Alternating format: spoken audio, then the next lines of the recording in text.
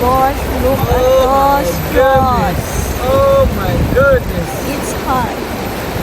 It's easy. It's almost going inside here.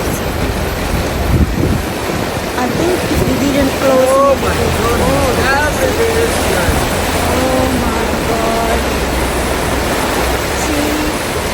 Until there. It's in a flat area. It's flat. Here it's a little bit fine.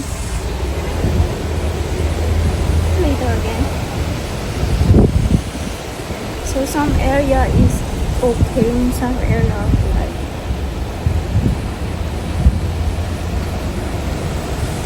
yan yung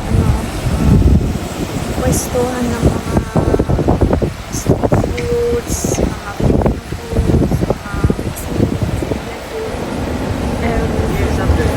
yeah, look at that, may flag na naman, and yung Jollibee, nadaanan natin yung Jollibee.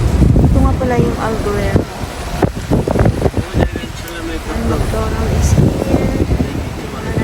Hi guys, for info po, this was April 16 po, not today, para walang mag-alala.